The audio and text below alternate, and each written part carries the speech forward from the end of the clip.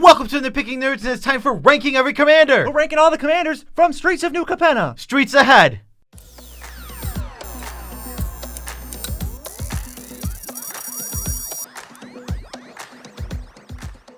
I'm your host, Joe Cherries. I'm your host, Beezy, and that makes us the Nitpicking Nerds, joined by Amber, and we're bringing you daily commander videos, the three of us. And if you want to support the three of us, the best way to do it is a link in the description called TCG Player Affiliate Link. If you buy cards through that link, you're supporting the channel at the same time. You already know we're trying to reach a goal for the month, so help us get there by shopping with the link. Yeah, shopping with the link gives us money, which we will use to make this channel better. So actually, we also want to wish a happy birthday to everyone whose birthday is today. And the channel's sponsored by Moxfield. Stay tuned for the Moxfield mid-roll ad, which you will not, I guarantee it, you will not be able to predict when it's coming. Never going to see it coming. All right, so ranking every commander. This is where we take all the commanders from Streets of New Capenna, and we rank them using 5 different things. Beezy, tell them what those 5 things are. They are power, fun, artwork, coolness, and uniqueness in that order. All 5 contributing factors to what actually makes a commander good or nice or great. Not just power. We're just taking everything into consideration. Commander is not a power-only format, so this is not a power-only rankings. Go somewhere else for those, I guess, because we really don't have those. I mean, stick to our top 10s and our set reviews for that stuff. Yes, yeah. So this is all about all 5 of those attributes work equally in this video. So power is just as important as artwork in this video. Yeah, let's get to, we got to go from worst to best here, and there's 19 commanders. There's 19 commanders, and the first one is the Magpie at number 1,000, exactly 1,000, above Remcarolus, Stalwart Slayer, and below Zyra Arian. It was actually a tiebreaker between this and the next one, but this loses because it's the hardest Magic card to understand I've ever seen. Green, white, blue for legendary creature, human soldier, 2/3. When Lagrella enters the battlefield, exile any number of other target creatures controlled by different players until Lagrella leaves the battlefield. When an exiled card enters the battlefield under your control this way, put 2 +1/+1 counters on it. So this is a triple Banisher Priest that works and hits your creature as well. If you want it to, you actually get to choose if you want that to happen. And then when the creatures come back, if yours does, it gets counters. This is pretty bad. It gets a 2 for power. We're just not excited to play this. There's not really anything good or powerful to do with this, so we're just going to give it a 2 and move on from that. Yeah, we don't have much to say about the fun because there's not a ton to do with this. I know there's like infinite combos here, but that's not anything we haven't like seen before. It doesn't even seem easy to set up. You need like 2, you need like a Restoration Angel and like a Felidar Guardian and then like another payoff, and then it's some way to like turn that into a victory. I don't know. I mean, a lot of cards can go infinite. This just has a low power. There's nothing to really say for fun because it doesn't let you do a whole lot. It just removes things. Artwork is just kind of fine, middle of the road. This set is like, you know, most sets when we have the premium artwork, it's like 10s and 9s all over the place. This is like 6s and 7s and 8s all over the place. For lore, the only thing I found out about Lagrella is that she dips people who like break contracts in gold and silver and then like decorates fish tanks with them. That's kind of cool. That's why she got up to a 4. Yeah, she did get up to a 4. Yeah, and uniqueness, this is just a Banisher Priest effect. It's confusingly worded, but it's whatever. I mean, this isn't very unique or useful. And as with uniqueness in all these videos, it's uniqueness as it applies to being relevant. So something with, say it has an ability that works only from your hand, that uniqueness isn't going to apply too much. Yeah, bonus points to anyone who understood this. If this was the first time you heard this card read, if you understood it right away, big bonus points to you. Yeah, but we got to move on to the next one, which is Mr. Orpheo, the Boulder, at 986 overall, above Munda, below Varus. He's 1 and a Jund for a 2/4 Rhino. Whenever you attack, double target creature's power and toughness until end of turn. There's like no words here, hardly anything to work with. Doubling's nice. This is only a 2 out of 10 for power. Yeah, and it comes with halved power because for when it doubles itself, it just ends up being a 4/4. That's Boo is right, because this card's just overall fairly weak. You're not getting anything out of it. It's only power toughness. It's not an exciting card. It's kind of fun. I think doubling is always a fun thing to do. I think when giving something +10/+10 is cool, or +10 power is cool, but doubling it, now that sounds way cooler. Yeah, if you take extra combats, you get to attack more times and then double the thing you already doubled, and it stays and accumulates. So there's stuff to do, but it's not the flashiest. I mean, it's only an uncommon. The art's pretty good. The lore, I don't know, aside from what's on the card where he beats up 12 people and smashes their face into the pavement such that you could see the imprint of their head on the pavement, that's about it. He killed those people. They are dead. Those people are, like, they have to be dead. Mr. Orpheo is a murderer. And for uniqueness, this is a powers matters, power doubler. It's kind of something we've seen before, so a 1 for uniqueness. Up next is QuasiAugur of Agonies. Above, Ben, below Jorkadine at 852. 1 white, blue, black for a 3/4 legendary creature, Cephalid Advisor. Whenever you draw a card, target opponent loses 1 life and you gain 1 life. This card had potential, but unfortunately it says target, and that really drags this card down. I think this card could just be a good, strong commander that you could build around and work with if it hit each opponent. But what really gets me about something like this is if you draw your whole deck in Commander, your whole deck, you don't kill every player. That's pretty stupid. Yeah, I don't know. What a whiff. I mean, it doesn't change how this functions in Limited at all, I don't think. If it just says each opponent, just kind of a letdown, so it's only a 3 for power. I don't think this is even that fun because it's so hard to actually get this to work. Getting life for yourself is nice. You gain the same amount. It's still 1 every time, but I just would hope for a little more. Yeah, I mean, you did get a 6. I mean, I think it is a pretty fun card overall. Like I said, I like that this is a life gain. I like that it's drain. I like that this is just pays off card draw. Like, you don't have to play crazy amounts of things because you can just play the normal card draw you would play, and it pays off it. But it's just not enough to make it good or even over the top fun. Yeah, I like some of these simpler designs. It's kind of refreshing to have uncommon legends. It's like, hey, what's the ability? 1 line of text. I don't have to read for 10 years. I mean, yeah, I definitely love the design of this card, personally. It's just missing each opponent. That's all it's missing. It's just, yeah, it's this close to being like a cool commander. 9 for art, the alternate art is. Oh, it's so good. It's a very good one. And the cephalids look very weird on this plane. They don't look like old school cephalids. I'm not sure what they were going for. Some people don't like it. I am indifferent. I just think it's weird. I think it's fine because we've seen, how many different versions of goblins have we seen? 1,000. 1,000. And they all look different, but they're all the same species ultimately, which is totally fine. This is the same thing. This is a different look for a cephalid. They're not the squid people we used to know. These are like sophisticated squid people. Yes, sophisticated squid people who will bash your head in. They have squid facial hair. This is only a 1 for uniqueness. There's barely any words on it. And it's not any words we haven't seen on an Esper Commander before. Always something that comes to my head before we move on from this. With snake hair, tentacle beards, that kind of thing, you see it in media all the time. Do you shave it? Does it grow?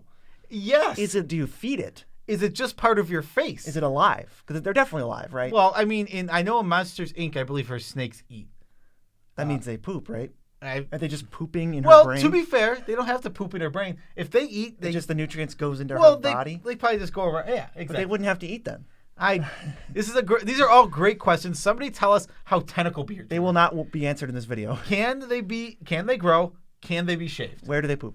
Tentacle beards. Like a tentacle beard definitely doesn't have to poop. It doesn't have a mouth. Let's move on to the next one. It falls at 725 rank overall of every commander ever. It's Jaxus the Troublemaker. Above Kelsian the Plague and below Orcus, Prince of Undeath. 3 and a red for a 2/3 human warrior. Pay red, tap, discard a card. You make a token that's a copy of another target creature you control. It gains haste, and when it dies, draw a card, and you sack it at the beginning of the next end step. Activate only as a sorcery. And it has Blitz for 1 and a red, which means if you cast it for its Blitz cost, it gains haste, and when it dies, draw a card, and you sacrifice it at the beginning of the next end step. This is like a fair Kiki-Jiki in the command zone that you can cast for cheaper sometimes and cantrip it. Yeah, it's interesting because I like that you do have to discard a card, but at the same time you get that card back when that thing leaves the battlefield. So I think this card is totally cool. I wish Red had more ways to put my commander back in my hand because I like blitzing it.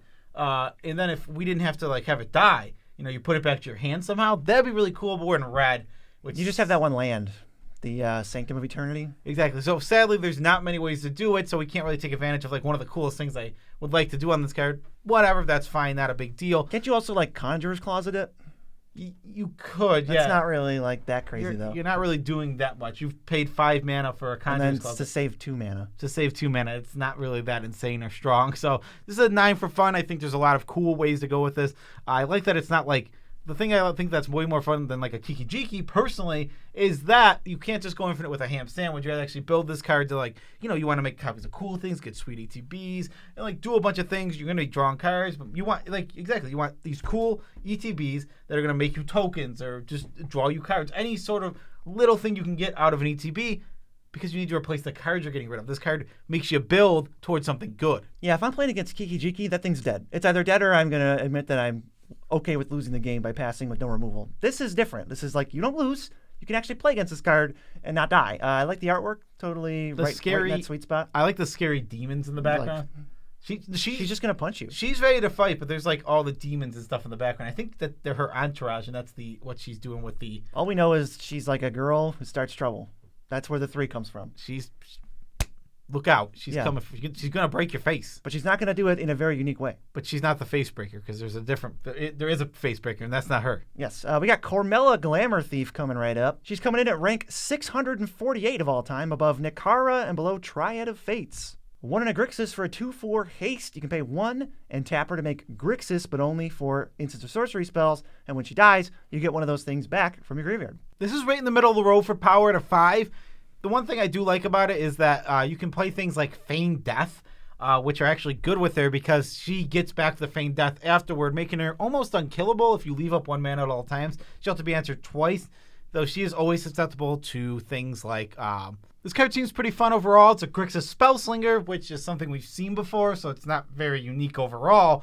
The art, all right, it's fine. I don't really like it that much. BZ liked it more than me, personally. Well, some of these art decos, they're great, and then some of them are like, this one was just kind of weird. I like that she's holding a statue of Zander in both of them. Yes, she really loves her statue of Zander. Yeah, she's very vain. That's really all we know. She collects stuff, kind of, and she just like thinks she's God's gift to the world, but in a New Capenna way, because I don't think they have God there. She's so vain. Guess what, BZ? She probably thinks this video is about her. Yeah, exactly. But it's not. It's about Rocco Cabaretti, Caterer, right above Nimrus and below Veyran at 636. X, red, green, and white for a 3/1. When Rocco Cabaretti, Caterer, enters the battlefield. If you cast it, you may search your library for a creature with mana value X or less. Put it onto the battlefield, then shuffle. All right, now we're talking about something pretty powerful. When it enters the battlefield, you get a tutor, and you get to decide how much you want X to be, which is pretty dang cool. One thing that is weak about this is once tax start going up, it gets really hard to start tutoring for things.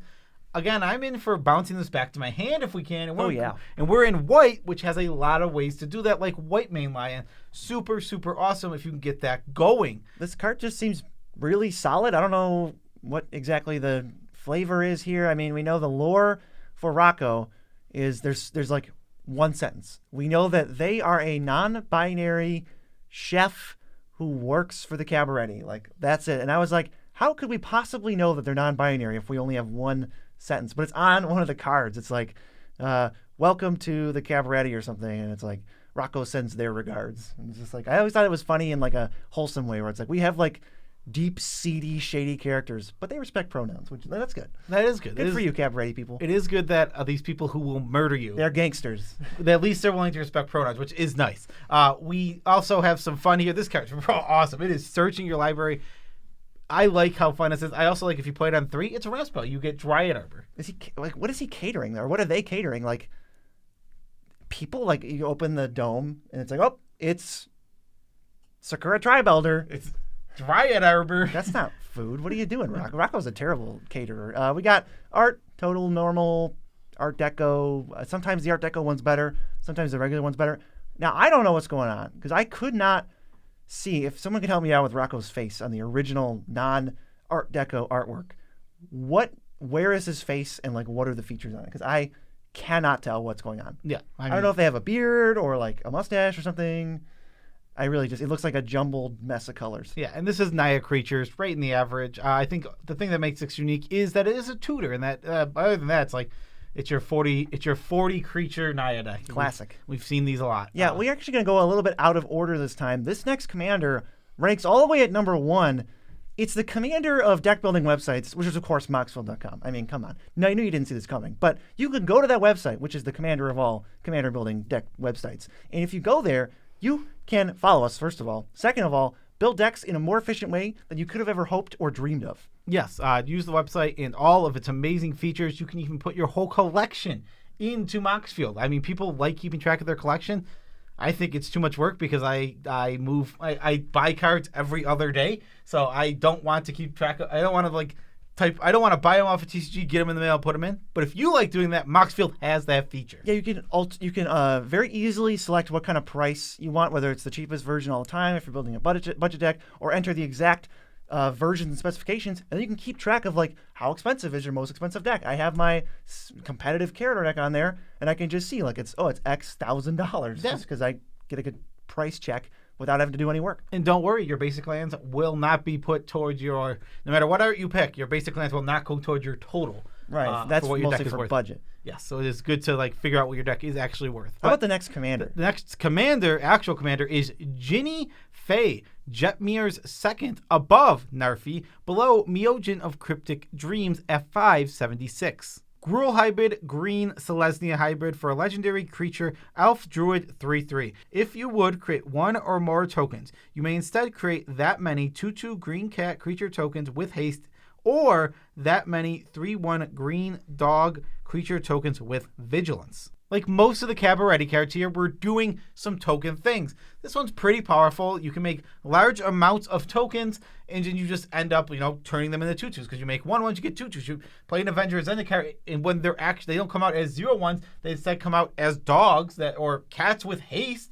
It's a lot more powerful. Having them have haste is really strong. I think the cats are the go-to for this. Like a 2/2 with haste versus a 3/1 with vigilance. I'm taking the 2/2 with haste all day. Yeah, if you can make a stupid amount of tokens somehow, I call the Coppercoats, I guess, comes to mind. It's like, hey, let's just have them start with an extra power toughness and then give them haste right off the bat. So it's a pretty nice way to make tokens into something better, which we kind of have to do when you're in a token deck. You can't just play 1/1s. So this is probably a 4 for power. Sounds about right to me. Fun. I think it's pretty up there. I like that it fits into Naya, so you can put this right into your Rin and Seri deck. Yeah, this card's great. I mean, I think this card I think they intentionally did that, so it would fit into Rin and Seri. It's also a great. We're talking about it as a commander, so obviously as a commander, it's just gonna be fun. I think the whole idea of making cats and dogs makes it so much more fun. Like if these were 2/2, I don't know, let's just say citizens, lizards and toes, toe tokens. Actually, I don't know. That sounds more fun. I don't know. Making little toe tokens sounds amazing. And you could say, I'll attack with my toe. My toe. My toe. My toe. This art's pretty good. We learned that the Cabaretti have these little tiny animals. They breed teacup animals, but like all different kinds. So she has a little teacup cat, which is more normal, but they have like teacup cows and giraffes. Weird that all of their animals just line right up with the ones we have here. Yeah, it's the multiverse. I don't know if you know this, the multiverse really just. It's an infinite place with infinite possibilities, but gosh darn it, we've got all the things that we know. Yeah, giraffes. Teacup breeding of animals. They have teacups. I mean, teacup giraffe sounds adorable. Imagine a little It is pretty cute. They have it on Rumor Gatherer. Yeah, it is on Rumor Gatherer. It's really adorable. Man, we're talking so much about this. Now, there was a little bit of a disagreement on a previous episode. I'm still right. I said Ginny Faye must be Jetmir's second daughter, and you were like, no, it's his second in command. Turns out we're both right. No. She's an adopted daughter. It does not turn out we're both right. You don't. We don't even know if there is another daughter. Meaning it's not the second daughter. It's I'm just so right. By random coincidence, you happen to be right. Correct. That it was his daughter. I was right. I just knew it from the beginning. You were not right. She oversees the breeding of like those little teacup animals. So obviously, I respect her. Yeah. Unless, of course, she's breeding animals that have like a lower lifespan or birth defects. But I'm assuming that magic lore doesn't go that deep. The elephants live really long. They're all fine. Tiny elephants, though small animals do historically live less time, I think. Yeah, I mean pugs don't have it super easy. They can't breathe. Poor pugs. Yeah. Let's move on to something happier, which is Rafine, Scheming Seer, above Yeva, Nature's Herald, and below Massacre Girl at 568. White, blue, black for a legendary creature, Sphinx Demon 1/4, flying and ward 1. Whenever you attack, target attacking creature connives X, where X is the number of attacking creatures. All right, this gives us a lot of card selection, but no card advantage. I do like how a card like this works with something like Teferi's Ageless Insight. Ageless Insight, and we also have Harmon's Archive. These kind of Thought cards, Reflection. those cards are really awesome with this because now we actually get card advantage out of them. This is a lot of looking through your deck, though, so you're going to find cards you want without needing to necessarily tutor for them. You also have to go wide. You got to attack with like 3 things at least before this is worth it. So you want some evasion or just disposable tokens you don't care about, and maybe you want some counter synergies because if you're conniving enough, your thing's going to get pretty big. Yeah, I think that's the roughest thing about this card that keeps its power down is its color identity. This isn't the color identity for a counters deck necessarily. We do have blue, we do have white, but we're missing green, which is the color we really want when we're going to do counters. There's so much going on. Counters, card draw, attacking with multiple things, conniving, discarding, so you could like build a madness deck. I just like go crazy with all the fun this has.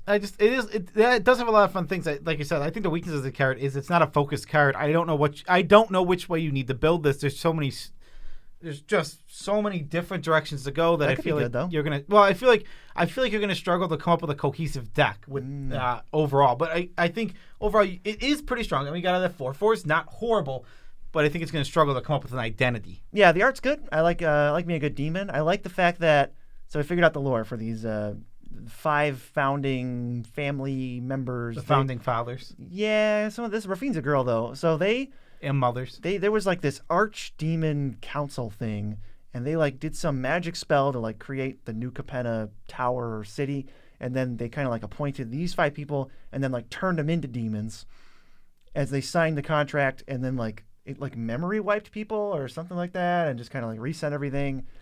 So now we have New Capenna, and they pretty much all have the same coolness because sadly for the founding members of the families, they don't have a lot of lore. Which is really sad. Why would we not get more? Sphinx Demon? Come on, I want to know more. I do, but we don't, sadly. I mean, you know that on the flavor text of Disdainful Stroke, Rafine says, I've known for years that you would cast that exact spell at this exact time. In this exact place. Sphinxes are so annoying. They're always rubbing such know-it-alls. Like, seriously. Ugh. Chill. I didn't know that. Let me discover things. Let me just try and use my spell, and then you can counter it, you big jerk. Rafine is every blue player you've ever played against. Every jerk. Yeah. In this card, though, it does a lot of things. It other than the conniving specifically and doing counter things, it's not really unique in many ways. Up next is Errant, Street Artist. Above, Gretchen, Titchwillow, and below, Dargo the Shipwrecker at 558. 1 blue for a legendary creature, Human Rogue 03, Flash Defender Haste. 1 of the blue, tap, copy, target spell you control that wasn't cast. You may choose new targets for the copy. Now you might be thinking, this card doesn't seem strong at all, and you'd be right. It's pretty dang weak. It's a 2 for power. We're just not getting much here. But I think it's an 8 for fun. I think there is a lot of cool things to do with this card. It's just the extra hoop is what really weakens her and makes her not that strong of a card. Overall, also it's cool that she's 1 mana, but she's only 1 color. If she had like a hybrid, you push into another color. I mean, I'd even want her to cost 2. I think she could be stronger if you push into a second color by going like, if she's blue-black, you just get access to so many more spells and so many more things to do that it gets that much better. Unfortunately, we're stuck with a 2. Fun. Oh my God.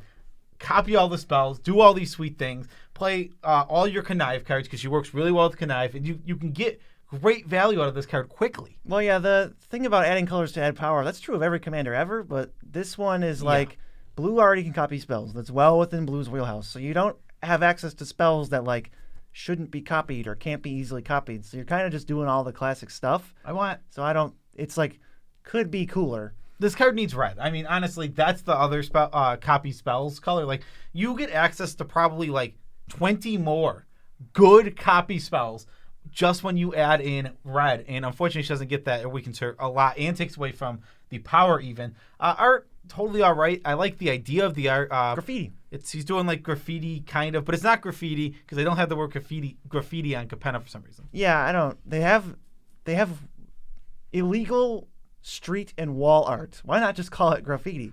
The only thing it said in her lore, it talked about, I don't remember what it said, but it was like, here's who her parents are, and they talked about like her skin color, and I'm just like, okay, this is just like a person. They didn't bother to give any lore. They just described what she looked like. Yeah, and this is absolutely a 10 for uniqueness. This is the copies. We've never had anything even close to this, so yeah, 10 for uniqueness. How many Magic cards have Flash, Defender, and Haste? Also, all of that. Like, there's everything about this card is extremely unique. Next, we have Ognis, the Dragon's Lash, above Achroma and below Feather, and that's the Achroma vision of Ixidor at 515. 1 Rakdos Hybrid Red, Gruul Hybrid for legendary creature Vishino Warrior. It has haste. Whenever a creature you control with haste attacks, create a tapped treasure token. It's a 3/3. This is the Haste Matters Commander, which I think is pretty cool to actually get that. 5 for power, totally just middle of the road, decent card that you get a lot of treasures off of this. And sure, you have to untap with those treasures, but who cares? You can also play cool things with this deck, like Amulet of Vigor that just let your treasures come in untapped, powering your deck up just that much more because it lets you just play more spells. There's a lot of ways to give your whole team haste. We're talking Anger. Anger is the first thing. Mass Hysteria. Fervor. There's a million of these that just give your whole team haste. And when you give your whole team haste, every attacking creature gives you a treasure. And that can go infinite real quick with an Amulet of Vigor. Yeah, I see all the potential for fun. Personally, I'm kind of bored by this. There's not enough lines of text to make me think, oh, yeah, I'm really paying off haste creatures. It's like, no, let's just pay off treasures and stuff and give my creatures haste artificially. I also think it's incredibly ironic that the haste deck, the deck that's speedy, it does everything as fast as it can. Except tap treasures. Yes, exactly. Except for my treasures come and tap, and I have to wait all turn to use them. Agnes is the second in command under Zatorah, the family boss of the Riveteers. She's like down and dirty, kind of like on the front lines, which is respected in that family group.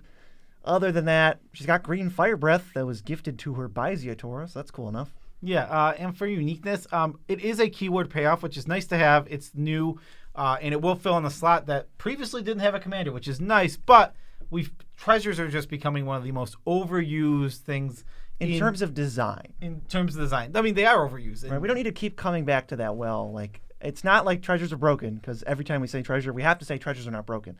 But can we just put it on the back burner for like 2 years and then just do something else, please? I'm totally fine with having treasure cards when we have 2 or 3, but again, we're back in the set where it feels like treasures are a big focus. Like D&D, one of the main archetypes. New Capenna, one of the main archetypes. It's just like commander sets. Everything is like, okay, we chill. We just don't need treasures every single set. I like treasures. They're a fine design. I think one of the reasons, and this is just going to be a tangent for 1 second, that they go off and they use treasures so much is lore-wise, it's really easy to make anything a treasure. No, these guys are greedy and they launder money. It's like, well, here's a treasure token. Exactly. Anything can just make treasures. It's so simple. Anything that gets money makes treasures, and treasures are mana in this case. I think that's just true of all the artifact tokens. They're all easy to do, like blood and clues and It's just really blood easy. Is, I think, a little tougher, but food is like super easy. Like not on Innistrad. Blood, well, and they could have called it anything and then come back to it over and over. Yeah, but we're probably not getting too much more blood. We're gonna get ham sandwich, the functional reprint of blood.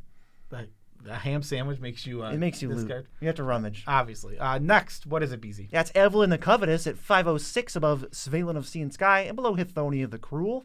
2, Dimir Hybrid, Black, Rakdos Hybrid for a 2/5 Vampire Rogue with Flash. Whenever she or another vampire enters the battlefield under your control, exile the top card of each player's library with a collection counter on it.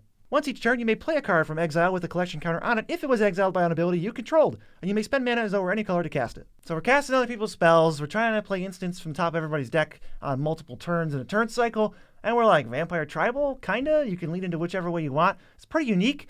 I think I personally am just like a little bored by this, where it's all stuff I've seen kind of mashed in a new way, and it's cool. I mean, you can definitely have fun with it. It's a Vampire Tribal card, and I do like... What I think makes this card unique is that it's like the first, like, honestly, play your opponent's stuff commander. Like, we've had commanders that are like pseudo this, like play with their opponent's stuff, but we don't really have a commander that goes, I'm playing my opponent's stuff. That's the whole idea of this deck. Like Jaleva and Tybalt? Well, like, what do you mean? Jaleva ends up playing your cards all the time, and Tybalt... Well, this can still play your cards. Yeah, you're right. And maybe Tybalt. I was thinking Grixis. So in Grixis, that's where we haven't I guess seen this. I've seen enough Grixis steal your stuff and sang the song like that enough times to just go, That's because I built the deck. That's the only reason you see it. Well, but I look at it and I've seen decks online. Anyway, well, how about the art? She's stabbing a painting in the eye? In both of them. And the painting's bleeding, so I assume someone was spying on her through the... No, the painting's also of her. But I assume so, like, classic, like... Scooby-Doo? Scooby-Doo looking through, and she stabbed them in the eyeball. Jeez. I would assume so, because why else would the painting be bleeding? She's stabbing her own painting twice. She's, she, I think, is, she was Xander's ex-girlfriend. Lifetimes ago. Also a vampire, lived forever, super old, has access to his art collection. His archives, yeah. That's it. Is this an art collection? It said archives, It's both. Maybe it's an art collection. Archive of art collection. I don't know if... Does he have an art collection? He might. He does. It's very possible. He absolutely does. And actually, we're moving right into the next one, which is Lord Zander. Right above Shale, Dean of Radiance, and below Millicent, Restless Revenant. 4, blue, black, red, legendary creature, vampire demon, noble, 6/6. When he enters the battlefield, target opponent discards half of the cards in their hand, rounded down. Whenever it attacks, defending player mills half their library, rounded down. Whenever it dies, target opponent sacrifices half the non-land permanents they control, rounded down. So everyone's kind of hyping this guy up. He's got crazy abilities. You know, you mostly want him to enter and die over and over so you can, like, reanimate him. Maybe you want to flicker him, give him haste, and just get one chip in with the attack. He does a lot of things. It's got a strong immediate impact. It's just a lot of mana. I think this card's totally balanced. It costs that 7 mana. The next time you want to cast it, it costs 9. So you're going to have to try to reanimate this to get full effect out of it. Just a totally okay card. I mean, I'm sure people want to clone it. Yeah, I mean, this card seems like whatever to me in my head. It's just like, it looks fine. It's not bad. You can't let them get going or they're going to bury you. It's 7 mana, though. Like, yeah. It costs a lot to get going. For fun, nobody wants all of the stuff it does is hated by your opponents. 5 for you, 0 for them. Yeah, your opponents absolutely are going to hate this card, and they're not going to have fun at all because people hate mill, they hate discarding, and they're definitely not going to like sacrificing half their permanents. That part is actually just awful. I mean, that part is objectively awful, but everybody hates all 3. Yeah, everybody hates all 3. Like 3 of the least fun things in all of Commander. I can't. Mill is like hated, confusingly hated, bafflingly hated. The art is like fine. I hope it was. I just wanted it to be better. So here's a quiz for you. If you can get it right, I'll give you $100. What is the word they use to describe Lord Zander? One of the first adjectives. Suave. No, the word is fashionista, which I thought was dang amazing. it! I was on the right track, but I was never. You were a couple layers away, but pretty close. I was never gonna get fashionista. Suave was. I feel like I was in the ballpark. You were in the ballpark for sure. Yeah, but so he's a fashionista collector. The first vampire, so he's the Dracula of the plane. But we've met a lot of Draculas, so I'm not super impressed. Also, he just gets killed by Ob-Nixilis. Okay. Yeah. All right. Just murked. Yep. Just dead. I mean, he's dead in the Ob-Nixilis art. He's grabbing him by the. That's his corpse. Why did Ob-Nixilis kill him? He is it was some prophecy. He usurped the maestros, I think, or he just killed him for fun. I have no idea. Yep. Ob-Nixilis is a big jerk. He's a big jerk who never matters. Ob-Nixilis has never once mattered for any story. Now, I will say this card is definitely unique in that all 3 things that doing something on dies, enters, and attacks. I don't think we've had a card that does that yet. They're all big triggers too. Yeah, they're definitely all really big triggers. I think the mill's the weakest by far, but yeah, no one cares about that. I wouldn't mill him unless I'm killing him. So let's go to Toulouse. Clever Conductor. Above Minsk, above Subira, below Minsk at 443. Azorius Hybrid Blue, Dimir Hybrid for a 3/1 human rogue. When it enters the battlefield, it connives. Whenever you discard 1 or more cards, exile them from your graveyard. When Toulouse dies, put the cards exiled with it into their owner's hand. It's Bag of Holding on a creature, but without that clunky secondary text to get them all back. All you gotta do is sacrifice this, and whoop, you get everything back. So this is like a discard matters type thing. Throw all your connives and madness spells and your redundant ways to do this same effect, like containment construct, and then just discard a bunch of cards and get them all back. We got a 4 for power. I think that's pretty good. Yeah, but an absolute 9 for fun. This card is super awesome. We have a discard commander now, and it's in 3 colors, giving us access to a lot of different types of things to be doing with it. Huge fan of this card for playing it. Art, chef's kiss. Looks absolutely beautiful. The first thing that comes to mind with this guy or girl, I don't know, is Dreamscape Artist, where you discard a card in Harrow. Yeah, wow, yeah, I like that. Mm-hmm. That's actually really strong. That's pretty sick. I love the art for this one. One of my favorites. I like I don't know what they're holding, but I just love the Art Deco version of this. They don't have any lore, so I was bummed because I thought this character looked cool.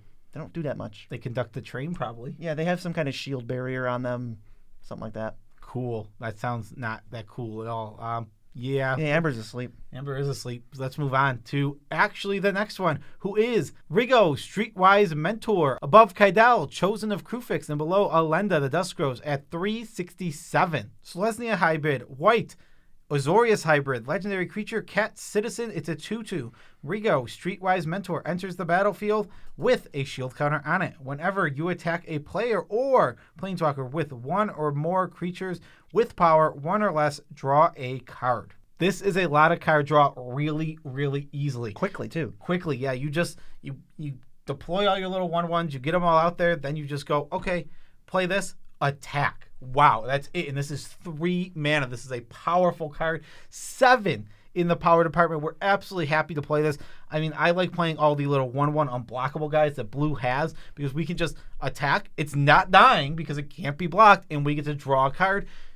Making those cards, because they're kind of useless. All those 1/1 unblockables, I'm thinking Slitherblade. They're usually pretty useless, but as soon as they replace themselves, now they're not useless and we can actually do something.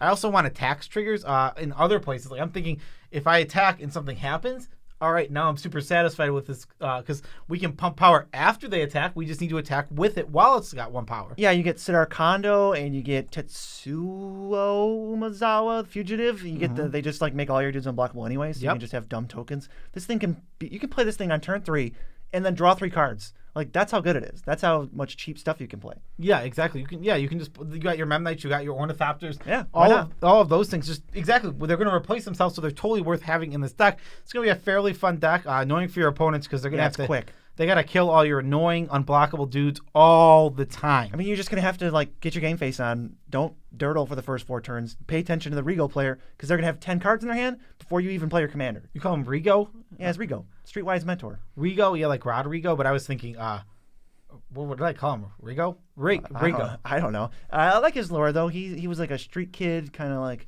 rough and tumble, making his way, worse for wear, diamond in the rough type. And then now he like slowly, he was literally like hustling and grinding to get up to the brokers. And now he's there and he volunteers to go to the I don't know what it's called, the like poorer districts and help the kids and teach them stuff. What a guy. I know. What an awfully nice guy he is. And it says he has a squished face. I don't know why it said that.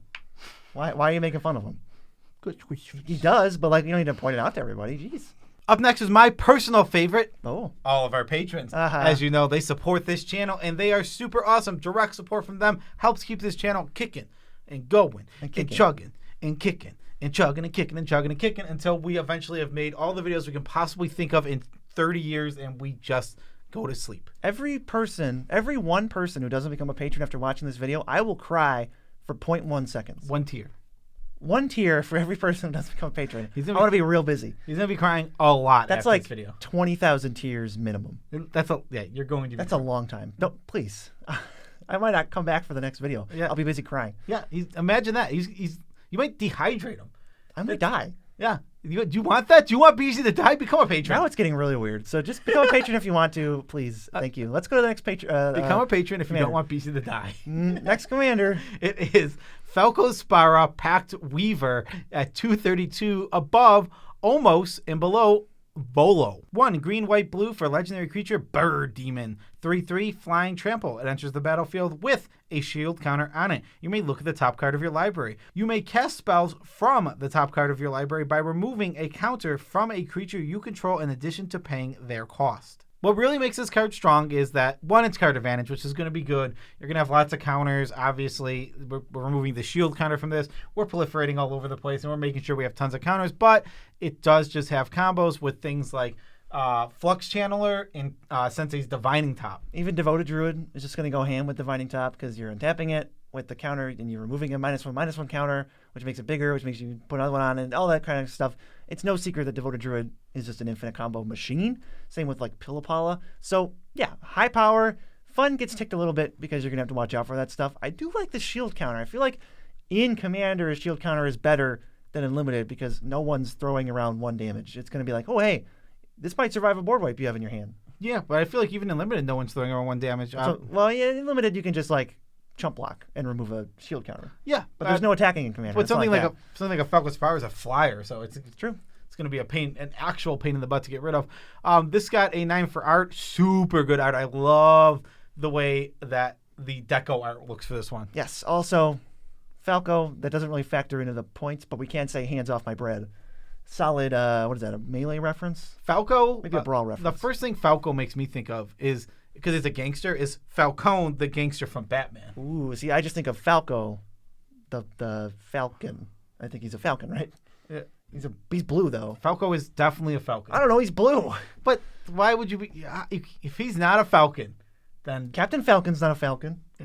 He's just a captain. He's got a Falcon on his back. And on his fists when he punches you. And on his feet when he kicks you. Yeah, Falco doesn't do much. He's the broker, family leader. I still can't figure out the right word to say. But he's got demon horns, and that's good enough for 6. The Godfather?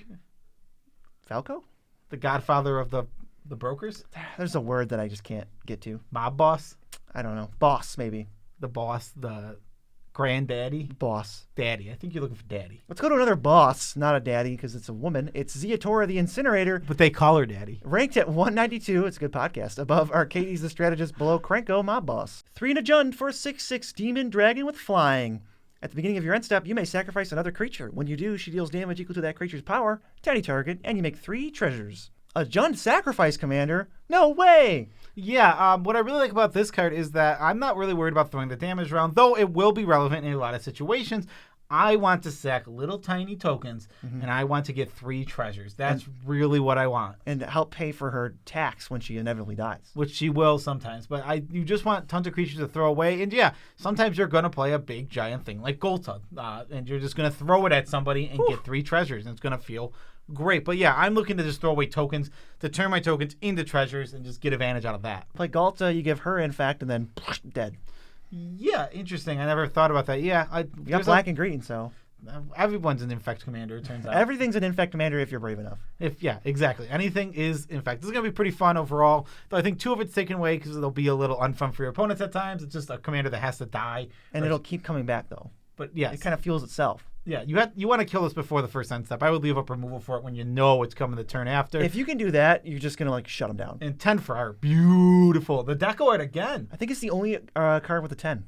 Yeah, and it's one of the few. And beautiful. A lot of the deco art looks good, but this looks. They're both so good. Great. Yeah, she's just kind of the Riveteer's boss, if you will. She's got Godfather. Some other stuff. Some cool traits. I can't exactly remember. I think she got a taste for killing knights in like the olden times, back when there were knights on the plane, which is apparently something that happened. But that makes sense. She's like a thrill seeker now. If it was Elspeth's old plane, right? Yeah, I don't know that whole thing with Elspeth. I never really explained it, I don't think. Is this her home plane? I think it is. How big is it? How much of New Capenna is the plane? How much outskirts are there? Are there still Phyrexians on the plane? Nobody knows. Somebody knows, not us. Well, there's actually one Phyrexian on the plane. It's Urabrask, the Heretic Praetor. Which is the next card. He's coming in at number 186 overall, below Archangel Avacyn, above Shieldred, Whispering One, fellow Praetor. 3 red for a 4/4 Phyrexian Praetor with haste. At the beginning of your upkeep, exile the top card of your library. You may play it this turn. At the beginning of each opponent's upkeep, the next time they would draw a card this turn, instead they exile the top card of their library, and they may play it this turn. This thing is all right for power, but not super powerful. I really like that you do get an extra card every one of your turns, and that you kind of cut your opponent's draw into you use it now, or you use it or lose it. It's just so it is obviously impulse draw worse than a normal draw, so when you do that to your opponent, it is going to hurt them overall. They're not going to be able to cast it every single time. Yeah, unlike Vorinclex and Jigataxius, I think, I was thinking, Jin always applies, but not necessarily. They can just cast creatures and get around it. This always applies all the time, so you're never not hurting your opponents, and you're never not getting a bonus out of it. Yeah, that's true. It's a 4 for power. It's not the most powerful, but it gets a 7 for fun. Overall, it's not really taking too much away, but it's like a fun stacks piece, because while simultaneously it is hurting your opponents, it's not taking anything away and making them feel like they don't get to participate in the game. Unlike most Praetors, this is going to stay in play. Yes. Yeah, without being too frustrating. The game won't end. It's for some of the Praetors, it's like the game ends or this Praetor is removed. That's kind of what happens. Now, the original art for Urabrask, which I'll put on screen right now, looks like whatever. I don't know what. Someone said it looks like he's falling, and I think that's pretty apt. He looks like he's just falling off a building, and it looks pretty poopy, but they did the altar and it looks amazing. Obviously, Igor Kirluk has found his calling, and apparently it's illustrating Phyrexian Praetors. Yes, specifically Phyrexian Praetors. Yes.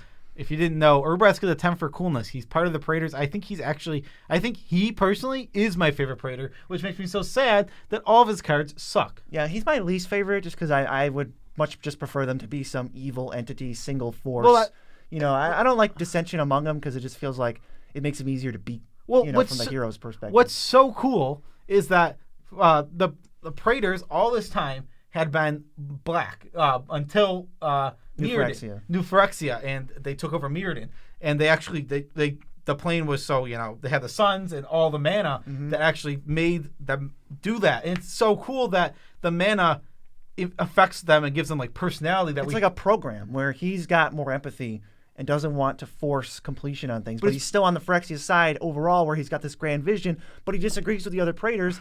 That lore is just like amazing. The problem with this particular lore, which won't impact his 10 because you could never stop it, it's already a 10, it can only go up, is that he didn't do anything. He was like, talk to Vivian, and he's like, I need Halo, and I want Elspeth. And then they never spoke again. What the heck? Yeah. Really, and he's working with Tezzeret, and Tezzeret's like, I'm going to betray Elishnorn because she has something I need, and I had to work with her to complete Tameo to get it, and I haven't gotten it yet. And it's like, oh man, can we just get more of that and less Capenna story? It's cool that the mana is more powerful than the Phyrexian glistening oil to affect their personality. Because like realistically, Urbrask could just be super ambitious and passionate to make everything happen for.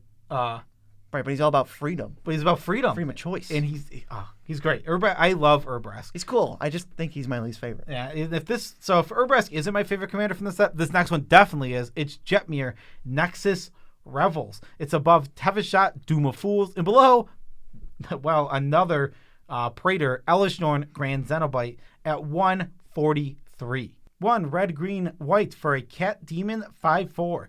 Creatures you control get +1/+1 and have vigilance as long as you control 3 or more creatures.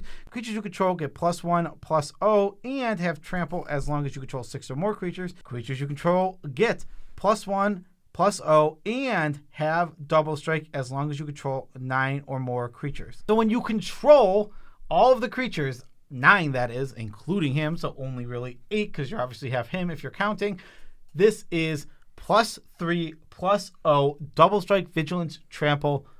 Wow. It's like game over stats. You're dead if this is attacking you with 9 creatures, you are dead. It's like at least we talked about 56 damage or something like that, not counting him. Really lots of damage piling up for very little effort. You just play like 1 or 2 or 3 cards and make tokens, boom. So that's why this is an 8 out of 10. Super strong. Yeah. Oh yeah, this card is incredibly strong. Just I'm in for it. I mean, it's also going to be a very fun card. The only thing that's not going to be fun about it for your opponents is it's a watch out for a commander. If they don't do anything on their turn, they pass. I'm just worried that I'm going to see Secure the Waste. I'm going to see Call the Copper Coats. I'm going to see something like that, and they're going to untap, slam Jetmir, and kill us all. Well, you probably lose like 2 points on the opponent's side for fun, and then 1 point on your side for fun, because this is going to be on the field for like 1% of the game. You're going to either kill them, and it's just going to be on the field for 1 second, or it'll be in the field, and before you go to combat, it dies, and it was on the field for 1 second. See, I don't know if that's necessarily true. I think it will stay on the field sometimes. There's going to be game states often where it's only giving the +1 or the +2. I feel like, I guess you're kind of doing it wrong then, because you just like, it's just going to sit there in the command zone, make 9 creatures, as soon as they can attack, play it. Well, I mean, the card is powerful. The other modes are also powerful. I mean, +2/+0 and giving vigilance right. before you get the double strike is also strong. Any 1/1 tripling its power. I guess I just wouldn't want to expose this guy. I mean, I feel like that's playing like this super conservative game where you're only trying to win. I guess when the last mode is so good. I mean, yeah. I guess I don't feel like I think it's not going to play out like that a lot of times. I think you're just going to actually play it and try and actually have fun. If you're only going for wins, maybe you're right. You probably just don't see him much. You know, he's there cheering you on. Yeah, so maybe that's a good 1 point loss. But yeah, I feel like most of the time you just play him out and you have fun with him. It's a 10 for our chef. He's a literal fat cat. Yep. I mean, come on now. And also they added demon because he's a boss and he's selected by the archdemons, and he's a fat cat demon. Signed the contract. Super cool dude. Loves partying. Has at least 1 daughter adopted. Was like seriously injured at the end of the story, and they don't. What's weird to me is they don't say what happened to him. They're like, his fate is unknown. Who cares? Either, this is what's weird to me. Either you read that and you go, I don't care at all, or you read it and you go, wow, geez, Jetmir's awesome. I wonder what happened to him. You're never going to know. When's the next time you're going to get an update on Streets of New Capenna story? I'll tell you right now, he didn't die. They would just tell you if he died. You think so? Because Zander dies. Yeah, if they're gonna kill a character, they tell you he's dead. Right? I like this next character actually. It's why I assume Koth is just fine because they didn't explicitly tell me he's dead. Same with Urbrask and Shieldred. Everyone's like, they're dead. Like, no, they didn't say that, so they're probably fine. And they are fine. I mean, we already know one of them's fine. So I'm sure the other one's fine too. Yeah. So what's the top commander from the set, BZ? It's a character that is currently dead. It's Giada, Font of Hope. She's a teenager. 60. Rank overall, which is pretty high, above Heliod Suncrowned and below Chulane Teller of Tales. 1 and a white for a 2/2 angel with flying and vigilance. Each other angel you control enters the battlefield with additional +1/+1 counter on it for each angel you already control. Tap, add white, but only for angel spells. It's a playable angel commander. We would argue almost certainly the best angel commander. 2-drop, adds mana, flies, vigilance, helps you cast your overcosted clunky angels. Like, for Angel Tribal, this is a 7. This is a strong one. I don't even think it's remotely close. This card is insanely strong. It is, considering this card doesn't combo at all, basically, this card is really good. Usually to start creeping up into the 7s, 8s, and 9s, you need some combos, but this doesn't, and it's still great. Every angel you play enters bigger and stronger. It's ramping you into angels. I think there's like a gap where there's no angels until like 4 drops. It's kind of like this fills the gap. Kind of like the Dragon of angels. It's not the same ability, but it's like, hey, helps you get these overcosted things out early and then pays them off when you play them. Yeah, they get really big really fast to the point that you're going to need to be board wiped pretty dang often. I think it's an easy 10 for fun. Angels are beloved. Where are you losing fun points with this? No, you're not going to. I can't imagine the Giada deck that's not fun to both play against and play. It just doesn't exist. I mean, it's going to, you have to slow it down because into the late game, obviously angels are incredibly powerful, and this card will just be fun for you because you'll just be slamming angels all game and having fun. And unlike every other angel commander in the entire format, if she dies early on, you can just recast her. You really can. You can actually recast this angel. Yeah, I love this card. I think it's super awesome. A 9 for art. I love the wings. There's like the shadow wings, and then there's like the literal wings, right? Yeah, she has like they're like light wings. They're really cool. They look amazing. Sadly, she is currently deceased, which is so sad. She's a teenager. She sacrificed herself to save Elspeth and Vivian. They need saving. Elspeth did, but it's like, I don't know. This is like they took this cool character, actual like teenager that's doing stuff in Magic, and they just did the. Let me sacrifice myself so you can do a thing. You can beat stupid old Obnixilis, who's never won a fight in his entire career. In Magic, he's like 0-13. Yeah, in the lore, he's 0-13. Like, other than when they tell us about like this, all the bad stuff he did when off camera. I'm sure there's like a wrestling version of that, right? Where it's like, oh man, this guy's huge, and they always talk him up, but he's just a jobber. He just loses. Obnixilis is a jobber. I mean, it's like if you started watching wrestlings in like 2010, it'd be the Big Show because this guy's huge. He beats knocks you out with one punch. He knocks you out with one punch. It's the Big Show, and then like you watch a match, like this guy never wins. What is he doing? Why do they pretend like this guy's awesome? He doesn't win ever. Right, how am I supposed to respect Obnixilis? So Obnixilis gets a 0 for coolness, but Giada gets a 7, and for uniqueness, obviously, Angel Tribal. There's like 5 Magic cards, period, that even care about angels. There's more than that, but you know what I mean. Only Legend that really cares. Super awesome. Yeah, I mean, it is the best Legend. It also adds, it's a mono white mana dork. I mean, that's unique within itself. That's true. If you were wondering here, where are all the commanders for, what is it called? I can't even think. New Capenna Commander or Commander 2022. Is it Commander 2022? It's one of those two. I think Commander 2022 might be Baldur's Gate. I'm actually trying to figure that out, and I'm going to look it up. Either way, New Capenna Commander for sure. Those will be their own video about 3 days from now. Probably on Sunday we'll be releasing that video, or somewhere around there. In that ballpark. So you'll be seeing that. So check out, you can also check out all of our, we've ranked every single commander ever, so you can check out any of these. Go check out our last set, which was Kamigawa. So go see what we have there. Peace out, Tribe Scouts.